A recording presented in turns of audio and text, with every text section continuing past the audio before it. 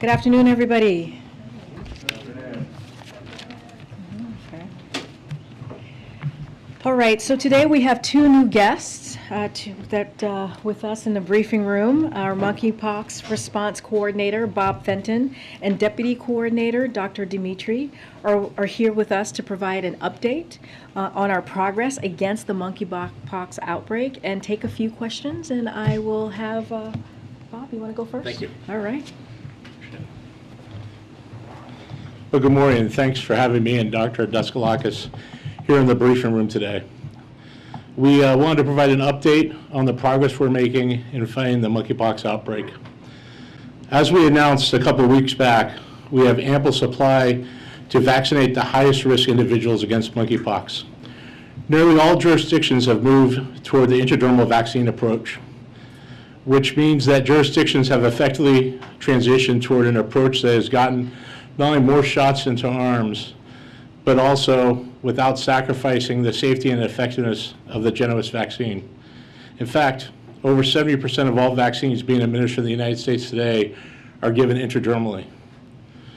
Our focus now is to reach the remainder of the eligible population where they are, at trusted locations and events across the country.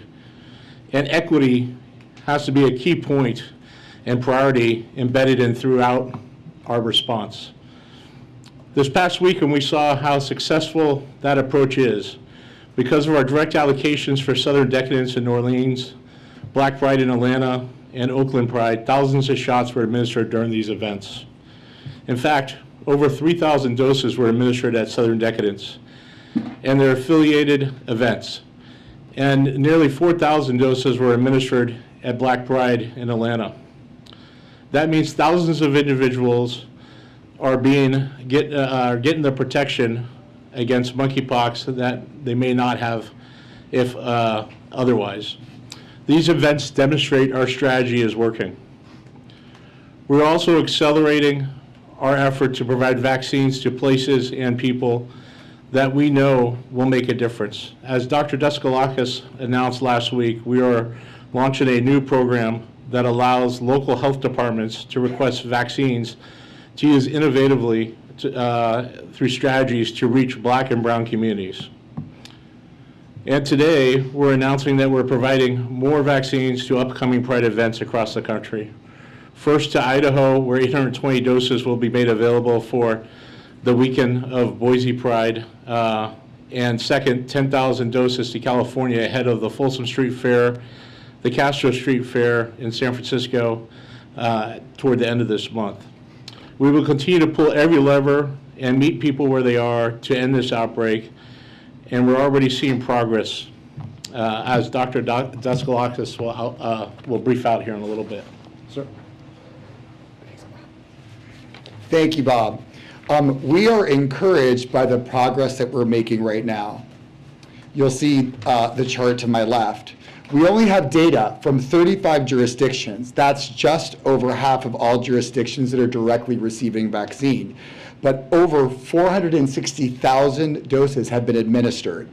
Keep in mind, the population at highest risk is approximately 1.6 million people right now. So even with this partial view we have now from the reporting jurisdictions, we're seeing strong progress really getting shots into arms. So now that supply is less of an issue, we need to make sure we focus on maintaining demand by making sure that people know that effective and safe vaccine is available for those that could benefit.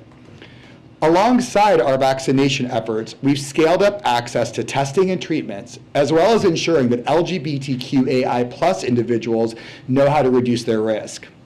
Together, those efforts are leading to positive trends in the data that CDC has collected over the last couple of weeks, especially in our hardest hit areas. So as you can see, the week-over-week growth rates of the virus, meaning how quickly the virus is spreading, is trending downward in some of the areas involved earliest in the outbreak. Places like New York, California, Texas, and Illinois are all seeing significant declines in growth rates over the last month. To put a finer point to it, back in July, CDC estimated that it took 8 days for cases to double nationwide. By mid-August, the doubling rate was 25 days, showing encouraging signs of progress. The positive trends that we're seeing in this data also speak to the actions that individuals have taken across the country to protect themselves against the virus. That includes changing their behaviors and seeking out testing and vaccines.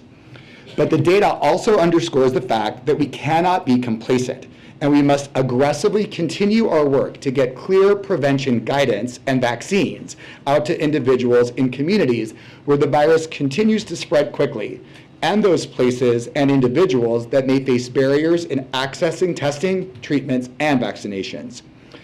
So that's why our approach centered on increasing vaccine access, including through equity interventions and event allocations in partnership with our outreach and engagement efforts, will continue to be critical as we fight this outbreak. Thank you. All right, I'm going to take a couple of questions. Thanks. I have two really fast. First, colleges are back in session. HHS told me last week that if they begin to see an outbreak on a college campus, they'll work to make vaccines more available. I guess this is to either of you. But my question is, what proactive steps are you taking to make sure there is not an outbreak on a college campus? So we're really excited that we've taken a lot of steps before colleges came in session, which included creating a toolkit that was for universities. I personally got to talk to all of the folks that run the health services in universities, and that we've also had engagements with the higher executives of the universities to make them aware of the resources that we have. So that includes a combination of CDC resources that focus on congregate settings, as well as really clear information about safer sex, as well as how vaccines are accessible and available. So it's really a multi-layer approach where we provide appropriate information, make sure that it goes to the right folks, and then also that we give resources to not only figure out what the behavioral interventions need to be on college campuses, but also like what biomedical things like vaccine can be used in the event of cases. I have one more, but I can just Sure. So are you guys really concerned about this? So the risk in colleges is extremely low. So I think that we're concerned because obviously we want to make sure that if there is a case in college that everyone knows what to do. But realistically, given the way that this virus is spreading through the population, the risk in those settings is low. Awareness is more important than anxiety. If I can just ask my other question, is that the CDC is reporting fewer and fewer cases recently among men who recently had sex with men, roughly 66% down from 95% 2 months ago. So my question is, do you guys think that that data is a reflection of just more testing, or is it possible that this is spreading more easily, that the risk of catching it is different and higher than originally thought? No, I think that what that data really shows is that the population of men who have sex with men, we're seeing decreasing infections among them, and also it represents other mechanisms of transmission that may not be sex, but could be other close contact, so close contact in households, et cetera. So I think it's something to watch, but I don't think that it's a harbinger of meaning that the virus is doing anything different right now.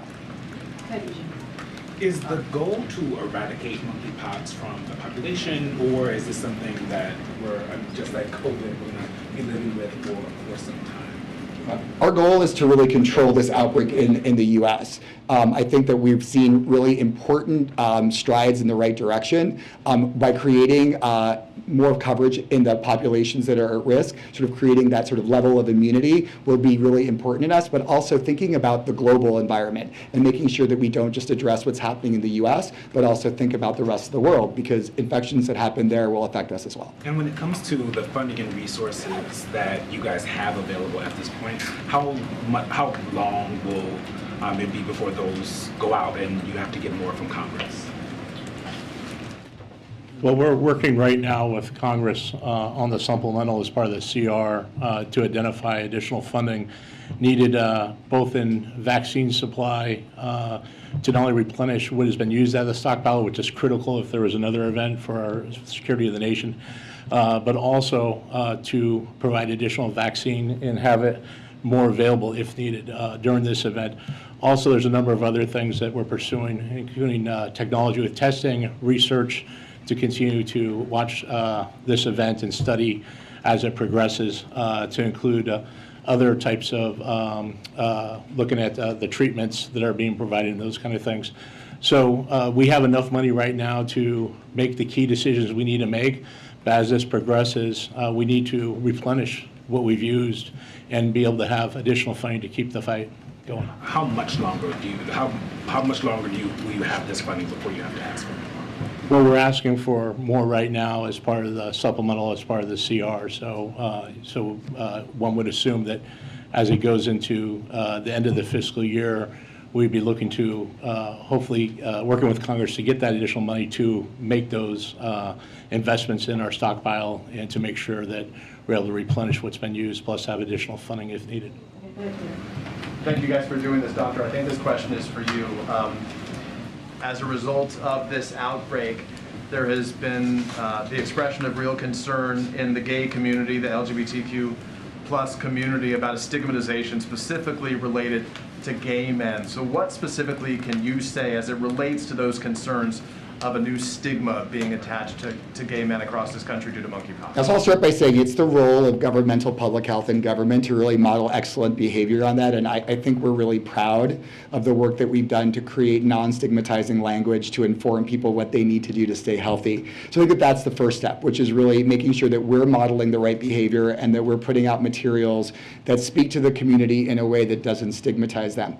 I think it's all of our responsibility, and I think that we as sort of the role model in that, it's really important. But I think that, in media, in the way that we communicate with our students and universities, in the ways that we communicate with others that need to know about this, really making it clear that this is a virus. It's, like I'd like to say, a piece of DNA wrapped in some fat. It's not smart. It can't distinguish between people based on their sexual orientation or gender. And so everyone needs to be aware, but we need to make sure that we're messaging appropriately to the folks who are overly represented in the outbreak. And to be clear, though, for those who are sort of embracing this stigmatization, right? This is, as we've witnessed in other diseases of impact, in particular the gay community, this is not by a handshake, this is not by going into a restroom. Can you help clarify some of the confusion that exists, the misperceptions? Yeah, so I think, this virus transmits through very close skin-to-skin physical contact, often in the setting of sexual exposure.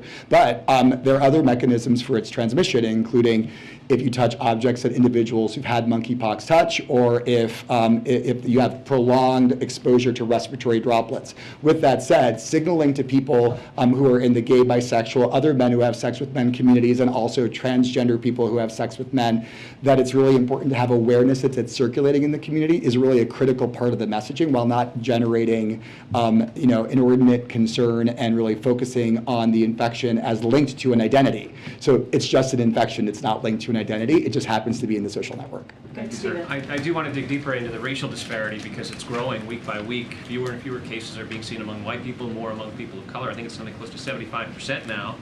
You mentioned it's a priority. What specifically are you doing to reach out to people of color on this? No, it's great. I think that the core work that we've done to reach out to people of color really begins with the fact that we've made vaccine accessible. So the first step in addressing a lot of the equity issues and gaps that we see in vaccination is really about making vaccine available. That means the new strategy, the intradermal strategy, making sure we have more vaccine, all of the work to create more vaccine to bring to the U.S. as well as to fill and finish in the U.S. has been really important. But we also have all of these equity interventions that include these large events. I think Bob just told you about a couple of really large ones that have been, frankly, wildly successful with thousands of vaccines that went to the community. We've also gotten vaccines to community health centers as well as to Ryan White sites that really serve this population. So the low-hanging fruit is done. The folks who are early adopters for this vaccine have gotten it, and now we're really on to the next level, which is making sure that everyone who needs it gets it. Just a couple more, April, and then Jeffrey will be the last question. So I want to follow up on what Stephen just asked. What organizations are you working with, particularly those in the Black and brown community, that can help get the message out? And then once you work with them, what is the expectation of these organizations to help you lessen the numbers and even eradicate? Excellent question. So we, from the very beginning, before I was even at the White House working at the CDC, one of our primary objectives was engaging with organizations that serve the Black and brown community. And so those have been going on since the very beginning. And a lot of the communication there has been about really facilitating the materials that they need to be trusted messengers, as well as to provide them important tools to help their communities. I'll give some great examples. So for example, many of the events that we worked with at Black Pride in Atlanta, we interacted directly with organizations. The local jurisdictions, in fact, interacted with those. And that's really what the story of success is about with these events. It's not about just the vaccine allocation. It's about that intense community engagement that happens on the ground, because ultimately public health is a local event. And so giving the tools that people need to be able to sort of reach health goals is what we've been doing. And the support of organizations that serve Black and brown people have been pivotal in really turning the tide. And what I think you're going to see the new vaccine numbers emerging over the next few weeks. I know you said Black Pride Atlanta, but are there any other organizations that you can mention? So Black Pride is just the event. We actually worked with many organizations. We've actually engaged with national organizations that are umbrella organizations that focus on community-based groups that serve Black and brown folks. So really, it's a long list, but it is a continuous piece of work to make sure that we stay engaged. Jeff, last question. You mentioned right here, you mentioned the rest of the world. Can you give a sense of where you see outbreaks elsewhere on the globe, the threats that provide or that creates to the U.S., and whether or not you are sharing vaccine and whether or not you need to? So I'll start, maybe Bob, you can also fill in. So I think that when we're discussing vaccine and sort of strategy, the global part of this is important. And I think we have a new team that has joined the response, our coordination team that focuses on global, and we're having the conversations about how we can best support global vaccine efforts. Yeah, working with USAID as one of the leads in the State Department in the White House National Security Staff area, we've established a global task force across multiple different federal agencies to focus coordination to other countries, WHO, to ensure that we have a responsibility to assist and help some of those countries that may not have the resources to do that. And so working through WHO to determine who that is and what we can make available to support some of their efforts, not only in terms of vaccine, but in terms of some of our public education outreach, some of our technical expertise that exists here in the United States, and so working closely with those organizations to be able to support them. Can I Thank you, follow guys. more quickly that one on international, on other countries, Karine? Okay, we're going to continue. We're going to continue. We're going to continue. They'll be back. Thank you guys so much. Thank you. Appreciate it. Okay. Today, the UN Security Council is holding a meeting on Russia's filtration efforts, a dehumanizing term to describe the Kremlin's efforts to imprison, forcibly deport, or disappear those individuals who Moscow decides could be insufficiently compliant or compatible to its control over Ukraine. Our intelligence shows that Russia is using filtration centers in eastern Ukraine and western Russia to detain, to interrogate, and in some cases abuse thousands of Ukrainians. Many of the news organizations in this room have reported on this horrific practice and told the stories of Ukrainian citizens who have experienced these filtration centers. Today, Ambassador Thomas Greenfield will present newly downgraded information that the UN Security Council, that the United States has information that officials from Russia's presidential administration are overseeing and coordinating filtration operations. Russian presidential administration officials are providing lists of Ukrainians to be targeted for filtration and receiving reports on the scope and progress of operations. We assess that the Kremlin views filtration operations as crucial to their efforts to annex areas of Ukraine under their control. At the UN today, Ambassador Thomas Greenfield will demand that Russia halt its filtration operations immediately and allow the UN independent observers and humanitarian and human rights organizations access to these filtration sites and to those who have been sent to Russia.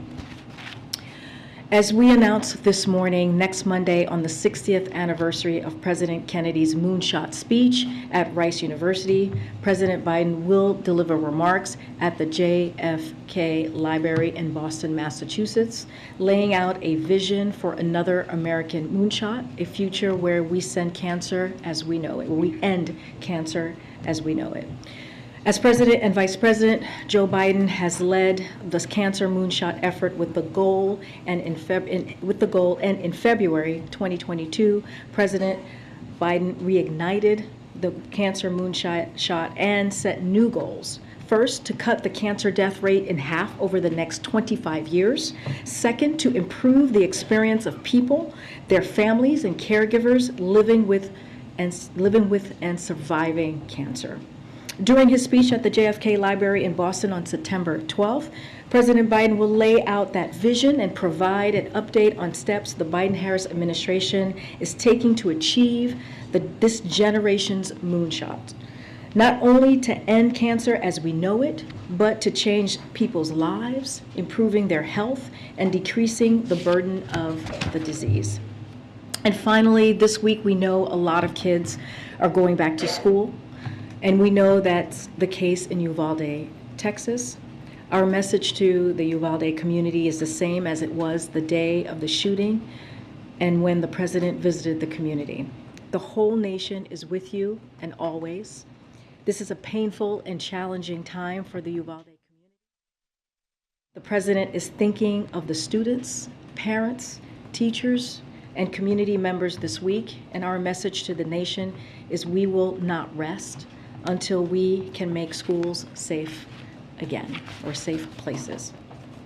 Okay, with that, Sungmin. Thank you. Can you talk about how involved President Biden and the White House is in trying to ensure that the same-sex marriage bill passes in the Senate this month? Do you believe that it can pass and get 60 votes in the coming weeks?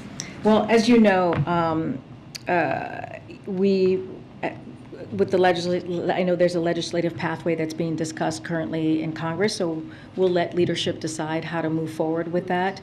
But the president is a proud champion of the right for people to marry whom they choose, who they love, and he believes it is non-negotiable, and the Senate should act swiftly to get this to the president's desk. When the bill passed Congress in the House recently, he put out a SAP, as you all know, supporting that piece of legislation, so it has his full support. And I just want to add, the president was one of the first leaders after the Dobbs decision leaked to sound the alarm about the imminent threats to the imminent threat this meant to the right to marry, something he has continuously reminded the country of since. So his team is going to continue to be closely connected and have continued conversations with staff and members in Congress to make sure that we get this done. But again, this is something that he supports, this piece of legislation, and this is an issue when it comes to marriage equality that he has supported through his Senate days and as VP and now as president. And one more policy question. Russia confirmed earlier today that President Putin will meet with President Xi next week in Uzbekistan. And obviously that's one of President Xi's first trips out of China since the pandemic began. And I'm wondering if the White House sees it as a concerning signal at all that for his first major foreign trip, President Xi is choosing to meet with President Putin, and what kind of message that sends to this White House. So, and we have said this before, I'm not going to speak to reported meetings between other countries. That's not something we're going to do here. It's not something we're going to do from the White House. But we've made clear our concerns about the depth of China's alignment and ties with Russia, even as Russia prosecutes a war of aggression on Ukraine, an unprovoked war, as we have said, a brutal war. But again, I'm just not going to respond or make comments on a meeting that other countries are having with each other. Great. Thanks, Karine. I'm going to follow up, I guess, on both of Sungmin's questions. The first was on marriage equality. Yeah. You said you'd leave it up to leadership. Is there a reason that you wouldn't want it as part of the continuing resolution? Again, when it comes to the mechanism, and we've said this before, it's nothing new when we're asked about a process of a piece of legislation. When it comes to that process, that mechanism, the path forward, we leave that to the leadership. On President Putin, he also spoke today and said that he threatened to cut off all energy exports to the West if the U.S. proceeded with its gas This cap. is the gas price. And so I'm wondering, are you concerned about that threat? Do you think it's a legitimate threat? If so, does it change your strategy at all going forward on this? So I think, and you've heard us say this before as well, is that this shows that Putin is, again, weaponizing energy by his very words, also by his actions. But the president and our partners in Europe predicted this playbook. We saw this coming, and we have been preparing for months. And we have talked through the different processes of how this price cap could look. So another thing that we have done is we've set up a task force. You've heard us talk about this with the EU back in March to work on ways to increase alternate sources of natural gas to Europe and help reduce Europe's demand for Russian energy through increased efficiency and clean energy deployment. And so that is something that we're going to continue to do to be helpful to Europe as they head into the winter months. But this process of the task force already has had a positive effect, as we've seen. Europe gas shortage will be full by the critical winter heating season. Germany will reach their target gas storage despite the Russian cuts ahead of schedule, and Europe as a whole will reach a significant higher level than last year. So again, we prepared for this. We knew this was going to be part of the playbook in Russia weaponizing energy as they have been for the past several months, and so we will be prepared for this move. One last quick one. I know I saw the readout between the president and the prime minister's phone call last night. It made mention of the fact that they discussed the Northern Ireland protocols, and I'm wondering if you can say specifically if the president discouraged her from abandoning elements of that, or give any more color to that conversation and sort of the tone and tenor of their talk. So I don't really have too much more to add from the readout. Look, the president expressed it is a priority protecting the gains of the Belfast and the Good Friday Agreement, and preserving peace, stability, and prosperity for the people of Northern Ireland. Don't have much more to add from that. Okay. I'm going to try and call the folks out. Go ahead. Thanks. Can you just follow up on Justin's first question? And I understand that storage supply is certainly up right now, but if whether goes in a bad or unpredictable direction, things could get significantly worse for Europe in terms of pricing for the people. How concerned is the White House right now about political instability? We saw it in Prague, the protests in Prague, and what it might mean for the coalition going forward? Do you mean in general, the coalition as it relates as in, to kind of the Western alliance as it pertains to Ukraine, and whether or not political instability driven by energy cost increases could be very problematic? So look, you have seen the alliance and the strength of the alliance these past several months, and a lot of that is because of the leadership of this president. We are going to continue to work on that partnership. We're going to continue to work with our allies. As we have seen, NATO is going to expand by 2, and that's because of what this president has been able to do. This is one of the things that Russia, that Putin, that the Kremlin thought it was going to do is divide the West, make NATO weaker, and it did the complete opposite. And that is what we have seen for the past several months. And as you know, the president was in Europe recently, just before the summer, and you saw the strength of that alliance. You saw the strength of that partnership, and we believe you're going to continue to see that, and we're going to continue to be in coordination. I mean, I think the price cap, when the G7 finance ministries met last week, you saw them come together and put forth different pathways to the price cap. And so that is one way you see that alliance continuing as well. So we know that there's a lot more work to do, and we'll keep looking for ways as gas increases and in Europe, and to help bolster other sources of energy as well. We'll work towards that where possible. But there's no near-term concern that there are fractures in terms of very united group countries. We are still very united. We're continuing to show that unity. Again, we have to remember, Putin thought when he started this war, this brutal war, this unprovoked war, as I've said earlier before, as we have said many times from this podium, that he was going to divide the West, that he was going to make NATO weaker, and the opposite happened. It is stronger than it's ever been before, and we believe that will continue and continue to grow that relationship. Question on the line. Karine, following up on the question about the call with the new Prime Minister yesterday, did a trade deal between the U.S. and the U.K. come up? Was that discussed? The U.S.-UK trade deal. So there's no formal linkage on trade talks between the U.S. and the U.K. and the Northern Ireland Protocol, as we have said, but efforts to undo the Northern Ireland Protocol would not create a conducive environment, and so that's basically where we are with the dialogue. Discuss it, trade at all yesterday? I don't have much more than what was in the readout, but that's where we've been with that. And will President Biden meet with Prime Minister Truss when he's at the General Assembly? We don't have a meeting or anything like that to read out at this time. Karine, the Washington Post, as you've likely seen, reported that some of the files seized at Mar-a-Lago include material on foreign nations' nuclear capabilities. Bless you. Sweet gracious. Take that outside, Ed. One more time. We'll start. Do you need a tissue? No. Okay. We'll start.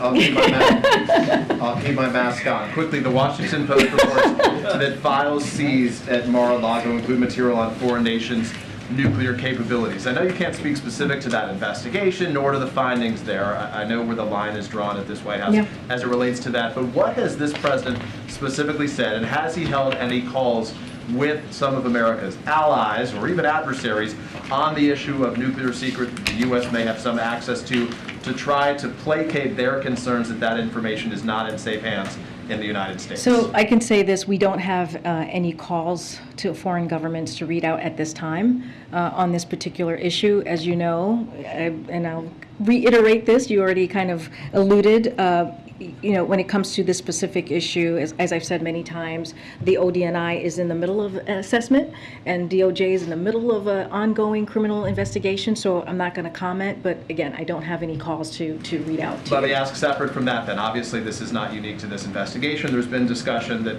classified information was mishandled by the last administration, even before this investigation that we've been reporting on. So at any point has the president had conversations with other nations to communicate to them that that information, they should view that information as secure? What has he done to try to make that message clear to those allies or adversaries around the world? Again, we don't have any calls to... Has he in the past? We don't have any calls to any foreign government to read out to you at this time. From any time over the course of 18 months? We don't have any calls to read out at this time. Thank you. Okay, I'm going to go jump around. Go ahead.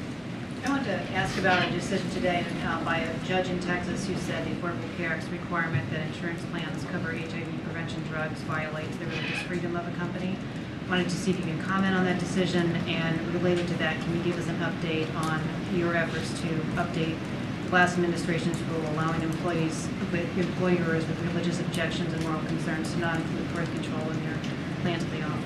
So as for that decision, I'll refer you to the Department of Justice on that particular decision. We will have a statement from here. I just don't have anything to share at this time. Any update on the rewriting the rule from the last administration on covering with that as well, I would refer you to the Department of Justice. I don't have anything to share at this time. Okay, to the back. So yeah, thanks, Karine. So a federal judge talked about the social media lawsuits from Missouri and Louisiana. A federal judge ordered that you have 20 days to turn over emails communicating with social media companies over misinformation and disinformation. What are those emails going to show? What kind of communication? So I can't comment. You've asked me this question last week. I can't comment on any specifically ongoing litigation. And so again, we would refer you to Department of Justice. A couple of things that I would say on just as a general matter on this. As we've said over and over again since the beginning of the administration in our battle against COVID-19, it has been critical for the American people to have access to factual, accurate, science-based information and ensuring that any media platforms have access to latest information on a once-in-a-generation pandemic is something that has been done since the earliest days of the pandemic, beginning under the former president. So this has happened under the former president. I cannot say more from here. It is an ongoing litigation, as you know, and so I would refer you to the department. What about if those communications are still happening? Are there frequent contacts between the administration and social media companies? So I'll say this, as we have said before, there has been ongoing work dating to the Trump administration to provide accurate COVID information where folks get their news. Again, this is litigation that is ongoing and is currently happening. Clearly, that's why it's ongoing, and so I would refer you to the Department of Justice on that. Karine, thank you. President Biden has said that not every Republican is a MAGA Republican. Would he consider Mitch McConnell a MAGA Republican? I'm not going to go into specific name or people from here. What I will say is, you know, when you go back to the speech, his speech last Thursday, you know, people have talked about if it was divisive. It wasn't divisive. The way that we saw this speech is that he was talking to majority of the country who agree that we have to protect our democracy, who agree that we have to protect our freedom, who agree that we have to protect our rights. And the point of the speech was that he wanted to really point to an inflection point, an inflection time that we're in this time in our country. And he spoke very clearly. He talked about a minority, a small group of people who have extreme views and who threaten that very, very core value of who we are as a country. And you know, he also asked for people to come together. It didn't matter if you were a Republican or independent or a Democrat. He asked for folks to come together and stand against what we were seeing, these attacks. And you don't have to look further than January 6th of 2021 to see what the attack was on our democracy. It was very clear. We all saw it. Many of you reported it that day. And when you have people who say the protesters on that day were patriots, that's problematic. That's coming from leaders. And from that extreme part of the party. And so that's what he was talking about. He also ended the speech in a very optimistic way in trying to bring people together. And so I'll just leave it there at that time. Yeah. Thank you, Karine. I have a couple of questions on China, but first a little bit more detail on the filtration cap. I'm just wondering, why is it just now that you are speaking about this from the podium, and why is it just now that the U.S. is bringing this up at the UN Security Council? This is something that a lot of activist groups have written about in past weeks. I believe Secretary Anthony Blinken has also spoken about it since July. So I'm just wondering about the timing of it. So as you know, this is information that was downgraded information, and so as you know from past times, it takes some time to do that, you know, don't have much more to say. It takes time to do that. I'm not going to go into our process. I'm not going to go into how our intelligence community moves in that process, but again, we're providing it now.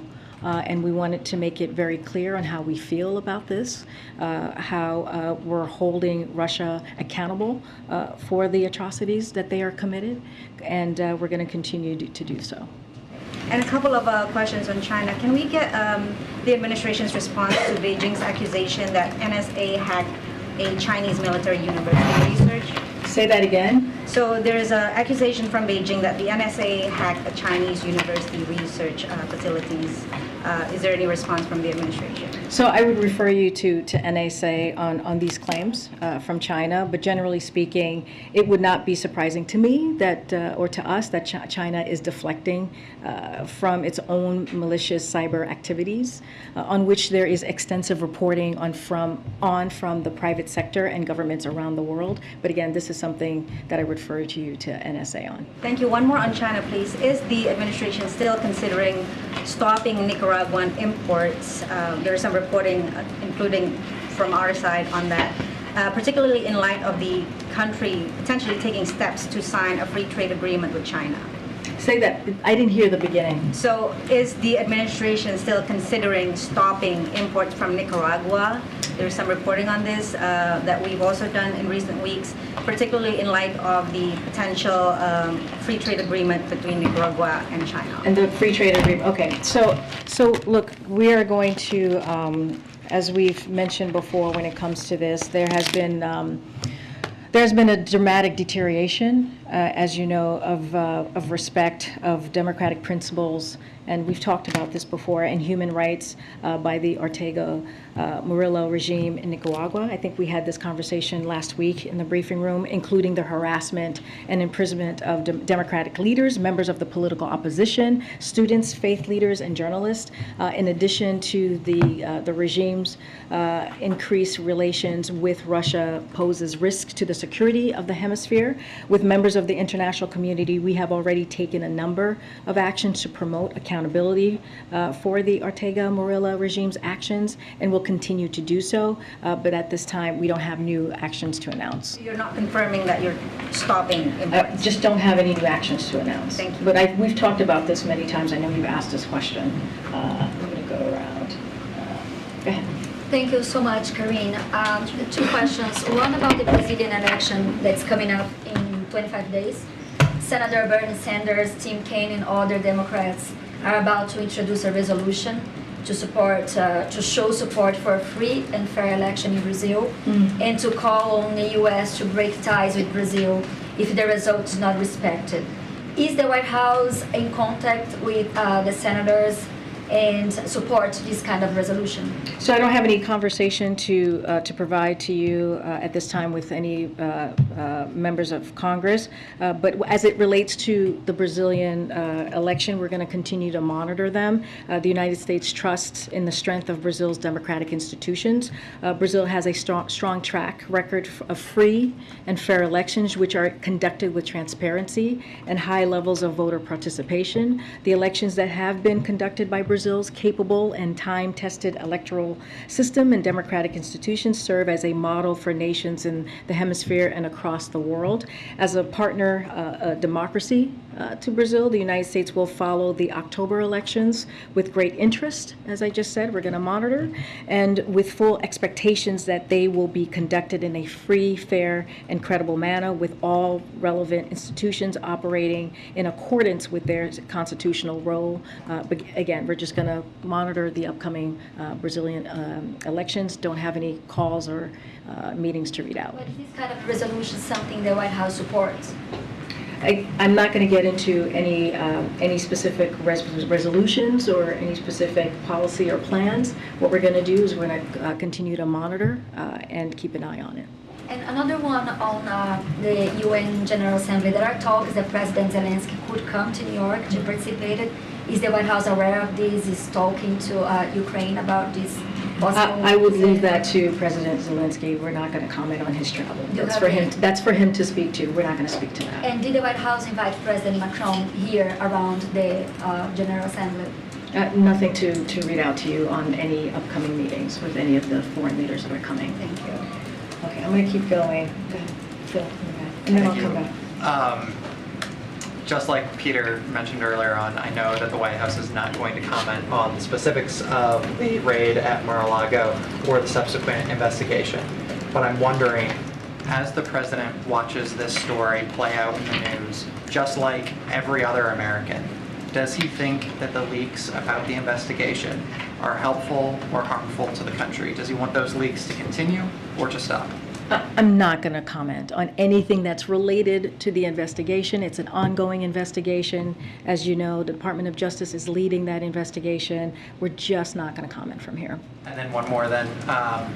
Last Friday, the Energy Secretary said of green technology in California that state was in the lead and showing the rest of the nation how it's done. The state is currently bracing for blackouts.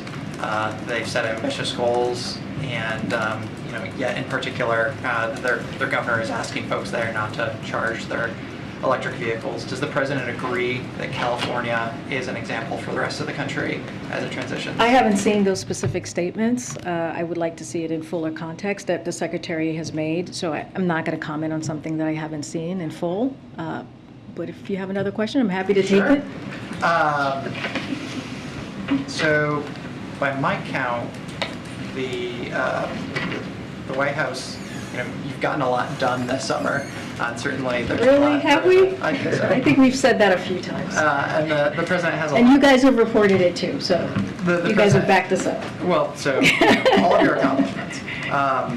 aside, the president still hasn't done a sit-down interview in over 200 days. Is he dodging us? Is there a reason why? Oh, absolutely not. The president loves talking to you all. He takes your questions all the time. He took Peter's question last Friday. I'm sure Peter was excited about that. I have another. No, he took he actually, Ed, he took another question when we were traveling. The sit-down interview is much different than when the president... No, I hear you. I hear you. The president's going to, he is happy to talk to you all. As you know, he does it multiple times during the week. I don't have a sit-down interview to announce or provide or schedule at this time. And, look, you guys know Joe Biden. He's been a senator for 46 years. He was vice president for 8 years. And, you guys have followed him and have had multiple conversations, some of you sit-down conversations with him. And once we have something to share, we will share that. Okay. All right. Thank you so much. On Iran this morning, the administration warned of further action after the cyber attack on Albania, and I want to know what kind of further action could that be, and do you expect it to be only an American action or maybe a coordinated set of sanctions with other NATO countries? So, will NATO allies will make their own sovereign decisions about how to respond to the cyber attacks, including whether to invoke. I know people have asked about Article 5, and so that will be up to the NATO allies. As you know, there's a process in this. There are multiple processes before we can get to invoking Article 5. So again, that's something that the NATO allies are going to have to discuss. The administration support invoking again, this is not. This is part of NATO allies to decide on.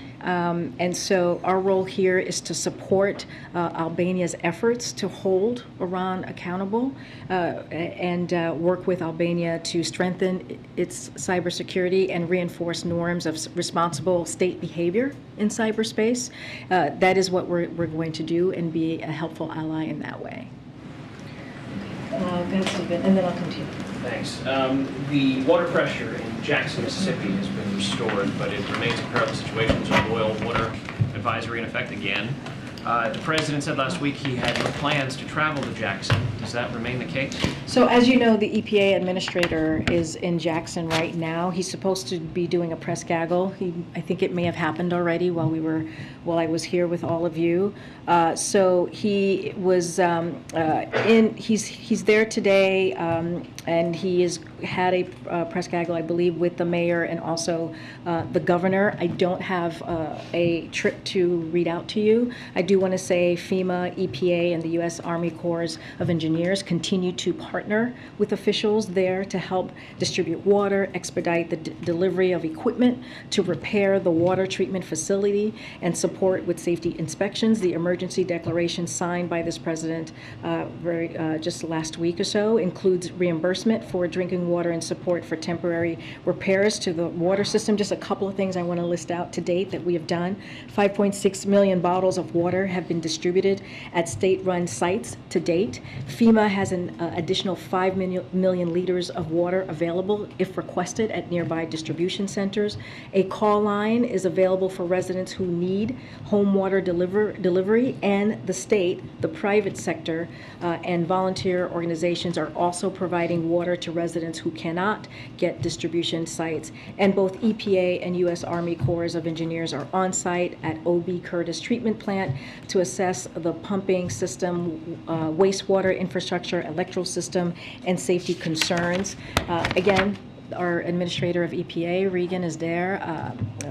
The FEMA administrator, Criswell, was there recently, as well as Mitch Landrieu was there on Friday. And so we have had an all hands on deck and being as very responsive to their needs and surging that response right after the declaration was requested and signed by the president. It's not the first time the EPA administrator has gone down to Jackson to Yeah. talk about this problem. He went last year.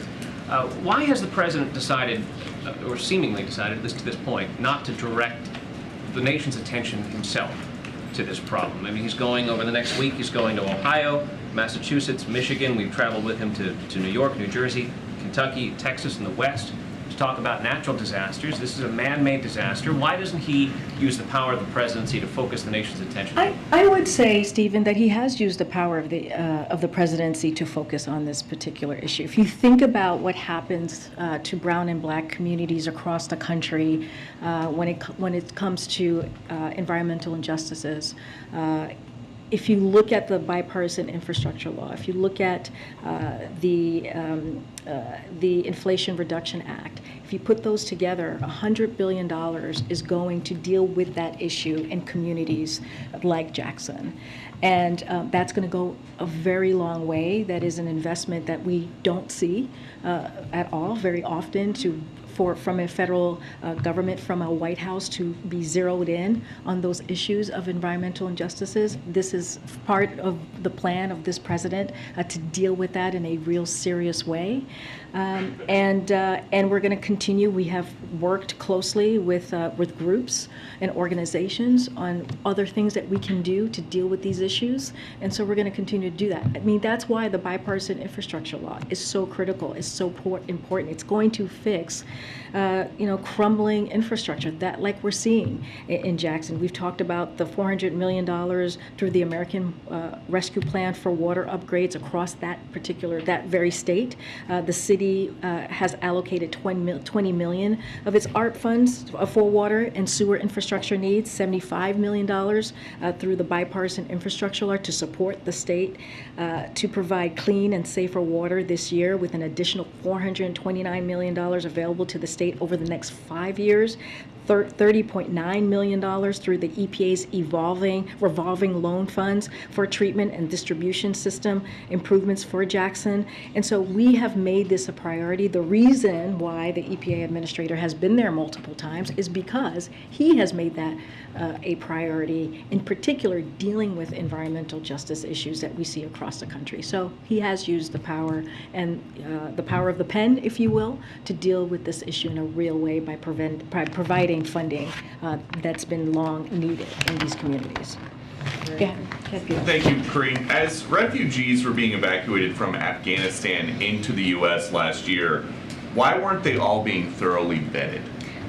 So are you talking about, what are you referring to? Well, so as the White House was managing the Afghanistan withdrawal last year, we were told no one is coming into the United States of America who has not been through a thorough screening and background check process. But now there's this DHS Inspector General who says CBP admitted or paroled evacuees who were not fully vetted into the United States. That is not good. That is different than what you guys said. So how did this happen? No, it's not different than what we have said. That very report, it did not take into account the key steps in that rigorous, you've heard from us, rigorous and multi-layered screening and vetting process the U.S. government took before at-risk Afghans were permitted to come to the U.S. Again, I would refer you to the DHS comments on this. It did not take into full account of what the other agencies are involved in making sure that this multi-layered process and screening process, it is a multi-agency effort, and it did not. This particular report did not include that. Okay, but so in the last week or so, we've heard the president calling elected Republicans a threat to the country. Does he think MAGA Republicans are more of a threat to the country than people DHS says may pose a risk to national security and the safety of local communities? Again, DHS has disputed this report. And it said it didn't take into account the key steps that we have taken as a U.S. government, the rigorous multi-layered screening and vetting process that we take as a government. That was not part of the report. Again, this report is not accurate. I know that our team has spoken to your team about this, and the DHS has provided a comment saying just that. So again, I refer you to DHS. Karine, a question on Somalia. Thanks, Karine. The Obamas were here today? Yes. Before the event in the East Room, can you give us any color about what the Bidens and the Obamas did together? Yeah, one thing I can say, and I believe one of the presidents mentioned it while they were speaking, is they had lunch They had lunch together and they caught up and they talked about their families. And, you know, they're very close. They're good friends. Not only were they partners for 8 years, but they also became close friends as well, their families. And so I can say that they had lunch together. Where did they have lunch? I don't have specifics on where they had lunch, but they spoke to it. I can't remember which one. One of the presidents spoke to them having lunch and catching up. Okay, and just one other topic following up on Peter's question. Can the United States assure its allies that their nuclear secrets are safe? I know you guys have a lot of interest in this. And I know this is a question that is more broader question, but I want to be very clear, and from here we cannot comment, or we will not comment on anything related or close to the independent investigation, and I'm just not going to comment on that. I'm going to go. Only one or two more. Oh, okay, one or two. Let me call on folks I haven't called. Karen? Just to go back to the $47 billion in funding that the White House had requested last week, COVID, Ukraine, monkeypox, and natural disasters. Can you give us an update on what the White House is doing right now, the conversations that are being had with lawmakers to try and push that through? Is the president having conversations with lawmakers? And is there something that, if there's a sense that something has to get dropped, what's the priority of that list right now? So I'm not going to get into a priority of list. Look, the way we see this is our job is to tell Congress what we need to protect the American people, what we need to get things moving as we look at the different components here. And so, you know, when it comes, for example, when it comes to COVID, funding, we have been clear that without additional funding, we would have to make a different trade-offs and repurpose a previously allocated funding, and that's precisely what we've done, right? I've talked about the COVID testing. We had to end that process last Friday, and so we've been very, very clear on this. But the other piece of this too is this is not new. We did this same process this time last year, and Congress was able to get that done. So we don't see this as a difficult process. We don't see this as an uphill battle. We see this as that is very doable. And again, we're going to, you know, make the case with Congress. We're going to engage. We're going to do meeting in person with bipartisan members of Congress from both the Senate and the House to talk about the consequences of inaction, to answer their questions, to make clear that we cannot afford to not act in light of new subvariants as we speak about COVID, and how dire things could look like or later this year if we don't act, if we don't get that extra funding. So again, we're going to continue to make the case. We're going to also actively talk to our governors and our stakeholders in this process as well. But again, we've done this before. We've been here again this time last year, and we think Congress can get this done in time. Just be clear, the president will have those meetings with bipartisan members, or is that staff? When I say we, it's going to be his staff. But as you know, the president, as we have said, regularly has conversations with members of Congress on an array of issues. But of course, his staff is going to be continuously being active in having those conversations, and that includes, you know, the COVID response team. That includes our Office of Legislative Affairs. That includes senior staff, an array of staff in this building who are directly dealing with the CR. Okay, I'm going to take one last question. Can I ask you a question on Somalia? Well, I took your question yesterday. Let me try and pick somebody. Go ahead, SB. Way in the back. I'll be back tomorrow. People are dying there. That's one question. First, not regarding the law enforcement part, but has the president been receiving briefings on what kind of national security damage might have been happening because of a security breach in South Florida since this first came to the attention of the National Archives back in February? So, as you know, ODNI is doing their own assessment on this. We're going to let them do that assessment and do that work that they're doing on this particular independent investigation that is happening, that DOJ is doing. The president has not been briefed. I've been very clear about that. He has not been briefed on this. None of us have been here in the White House has been briefed. We're just not going to comment on an independent investigation that's being done by the Department of Justice. Again, ODNI is doing their own assessment, and we'll let them run that process. But on the ODNI part, shouldn't the president be interested in, so these It has nothing to do with interest. It has everything to do with ODNI doing their process and us letting them go through that process. And the second one, regarding the speech, there are Republicans who, in good faith, oppose abortion. Liz Cheney is one of them, who the president has complimented and praised. She opposes abortion. So was it a mistake in retrospect to put that line in the speech about choice when it was clearly referring to... He's also said that they have many differences when it comes to agenda and policies. He has said that as well.